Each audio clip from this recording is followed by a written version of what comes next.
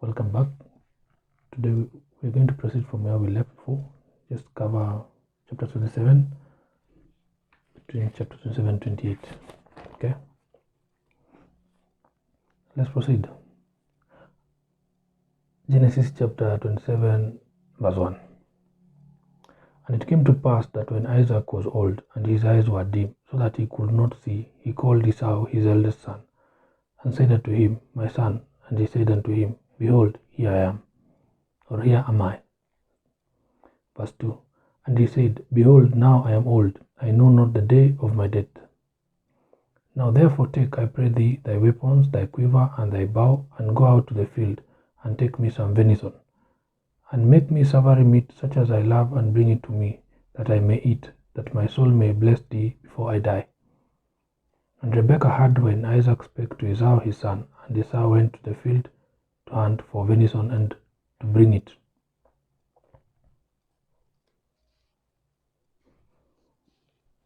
When Rebekah heard this, Rebekah remembered.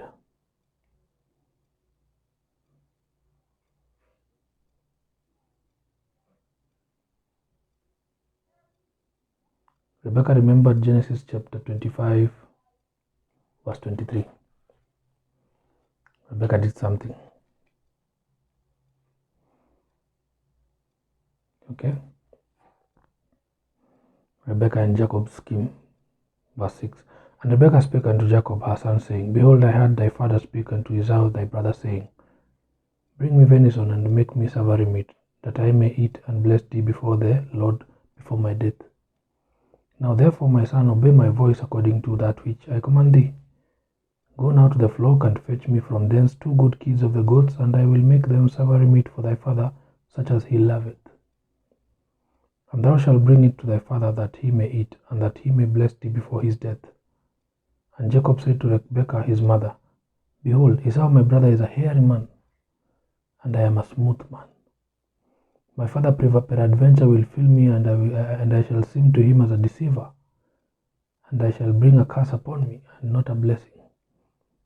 And his mother said unto him, Upon me be thy curse, my son, only obey my voice, and go fetch me them. And he went and fetched and brought them to his mother, and his mother made savory meat such as his father loved. The courageousness of Rebekah to proceed with this plan is from that particular verse in chapter 23, because she knew there was a promise tied to it, so she was willing to bear any curse regarding this matter. Okay. Also,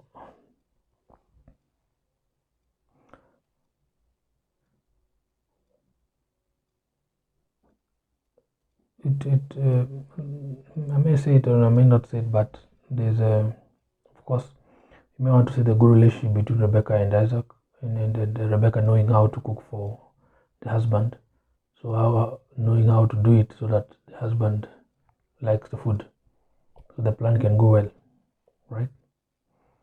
And also that relationship between Rebekah and Jacob, but also there's also the relationship between Rebekah and Esau. Okay, so you might want to you can get some kind of prayer points from there in terms of the relationship between the parent and the child, so that your destiny cannot be changed by the parent, your rightful destiny, in this case the Esau story. You understand? So there's also a prayer that you can make, that you make sure that your parents don't change your destiny just like that. And this happens a lot to fosters, or should I say stepmothers or stepfathers, when the children are not theirs, so transfer of destiny, that kind of thing. You can pull a string to that level. You might want to look at it from that angle. But the point is, there's a relationship here between Rebekah and Jacob, and Rebekah and Esau, and Rebekah deciding to choose Jacob over Esau. So let's look at verse 14. And he went and fetched and brought them to his mother, and his mother made savory meat such as his father loved. And Rebekah took goodly raiment of her eldest son Esau, which were with her in the house, and put them upon Jacob her younger son. Rebekah did what? Took goodly raiment of her eldest son, who? Esau. Good what? Good raiment. of her eldest son Esau, which were with her in the house, and put them upon Jacob her younger son. Transferred the thing. And she put the skins of the kids of the goats upon his hands and upon the smooth of his neck. And she gave the savory meat and the bread which she had prepared into the hand of her son Jacob. Look at verse 18. And he came unto his father and said, My father. And he said, Here I am, here am I. Who art thou, my son? And Jacob said unto his father, I am Esau thy firstborn. I have done according as thou biddest me. Arise, I pray thee, sit and eat of my venison, that thy soul may bless me. And Isaac said unto his son, How is it that thou hast found it so quickly, my son? And he said, Because the Lord thy God brought it to me. So this is a whole lie. And there will be consequences in the next chapter, right? And Isaac said unto his son, How is it that thou hast found it so quickly, my son? And he said, Because the Lord thy God brought it to me. And Isaac said unto Jacob, Come near, I pray thee, that I may feel thee, my son, whether thou be my very son Esau or not, because you can see the sound, the voice. And Jacob went near unto Isaac his father, and he felt him, and said, The voice is Jacob's voice, but the hands are the hands of Esau. Jacob receiving the blessing. Verse 23. And he discerned him not. Was it intentionally? Because his hands were hairy, as his brother Esau's hands, so he blessed him. Verse 24. And he said, Art thou my very son Esau? And he said, I am. And he said, Bring it near to me, and I will eat of my son's venison, that my soul may bless thee. And he brought it near to him, and he did eat. And he brought him wine, and he drank. Now, you see this part of wine. There's an aspect of impaired judgment, right? Verse 26. And his father, you can remember the issue of Noah or Lot. And his father Isaac said unto him, Come near now and kiss me, my son. And he came near and kissed him, and he smelled the smell of his raiment, and blessed him, and said, See, the smell of my son is as the smell of a field which the Lord hath blessed. Therefore God give thee of the dew of heaven, and the fatness of the earth, and plenty of corn and wine. Blessings. Let people serve thee, and nations bow down to thee. Be Lord over thy brethren, and let thy mother's sons bow down to thee. Cursed be everyone that curseth thee, and blessed be he that blesseth thee. Quite similarities here to Abrahamic blessings. Let's look at verse 30 of the same Genesis 27, where now Esau is returning. And it came to pass, as soon as Isaac had made an end of blessing Jacob, and Jacob was yet scarce gone out from the presence of Isaac his father, that Esau his brother came in from his hunting. And he also had made savory meat, and brought it unto his father, and said unto his father, Let my father arise and eat of his son's venison, that thy soul may bless me. And Isaac his father said unto him, Who art thou? And he said, I am thy son, thy firstborn Esau. There's going to be a lot of disappointments here. May you never receive disappointments. And Isaac trembled very exceedingly, and said, Who? Where is he that hath taken venison and brought it to me? And I have eaten of all before thou camest, and have blessed him here, and he shall be blessed. Be very careful about taking wine. Look at verse 34. Now Esau is begging for blessing, which is already gone. And when Esau heard the words of his father, he cried with a great and exceeding bitter cry, and said unto his father, Bless me, even me also, O my father. And he said, Thy brother came with subtlety, and hath taken away thy blessing. And he said, Is it not he rightly named Jacob, the deceiver? For he has supplanted me these 2 times. He took away my birthright, and behold, now he hath taken away my blessing. And he said, Hast thou not reserved a blessing for me? And Isaac answered and said unto Esau, Behold, I have made him thy lord, and all his brethren have I given to him for servants. And with corn and wine have I sustained him. And what shall I do now unto thee, my son? Now, there is so much power here. Just look at it. There is so much power in Genesis chapter 27, verse 37.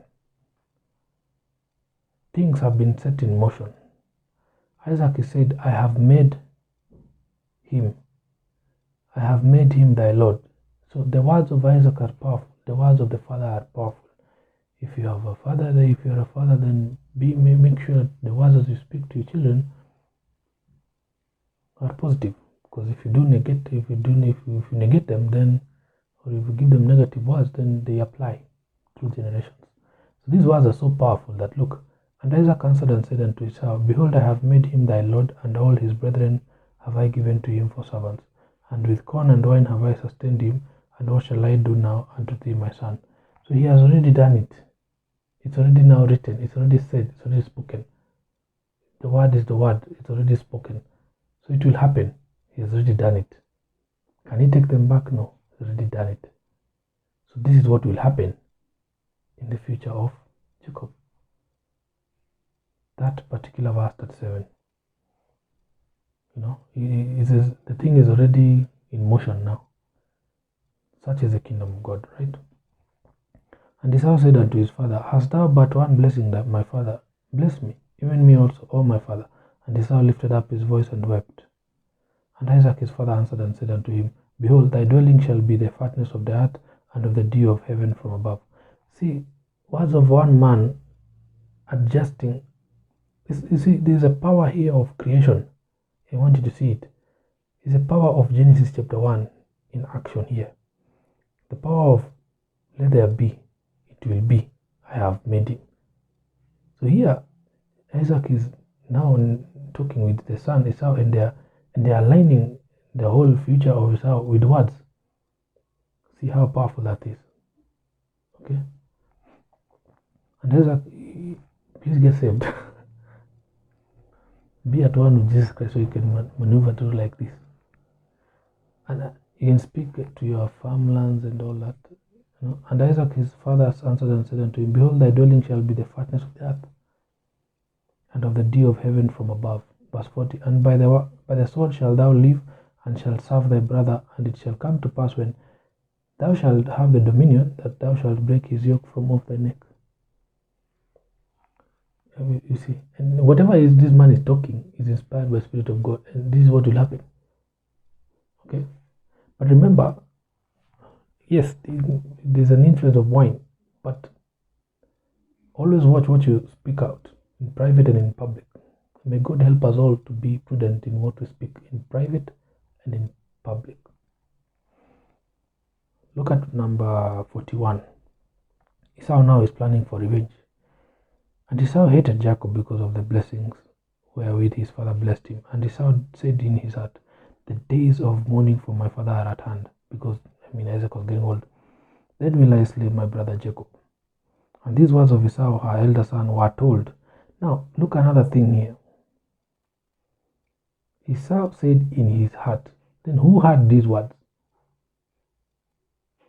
How did you see in verse 42? And these words of Esau, her elder son, were told to Rebekah, and she sent and called Jacob. Who told Rebekah the words that Esau said in his heart? You see, now there's a breach of some sort of security there. Okay? So may God help us all to have, that heart that is quiet. You move in the spirit, because this man was monitored. Who is this that Esau said in his heart? But that was in his heart. But the days of how did these words of Esau, her elder son, were told to Rebekah by who? And she sent and called Jacob her younger son, and said unto him, Behold, thy brother Esau as touching thee doth comfort himself, purposing to kill thee. Right? But also Rebekah could have been now in spirit. Alright? But it's a very sensitive part there as well. You want to look at that as well. Verse 43. Now therefore, my son, obey my voice. See, now Rebekah is now protecting Jacob. There's a relationship between Rebekah and Jacob, and there's a relationship between Rebekah and Esau, right? Now therefore, my son, obey my voice, and arise, flee thou to Laban, my brother, to Haran. So then this takes another dramatic path. Rebekah now puts the path of the son to her own path. So there's an attachment here of foundations. you do realize that Rebekah came from the same place. Now he's taking Jacob to go to the same place. And then so many things will happen because Jacob will do things there for many years. Alright, and Laban will, will use that opportunity well to milk the cow very well, technically less speaking, and will manipulate, I don't know that word to use. Verse 44, and tarry with him a few days until thy brother's fury turn away. Verse 45, until thy brother's anger turn away from thee, and he forget that which thou hast done to him, then I will send and fetch thee from thence. Why should I be deprived also of you both in one day? Because Isaac is getting old, and this one. Then also there's rule when you kill one, you also get killed. Yeah. Verse 46, and Rebekah said to Isaac, I am weary of my life because of the daughters of Heth. If Jacob takes a wife of the daughters of Heth, such as these which are of the daughters of the land, what good shall my life do me? Okay.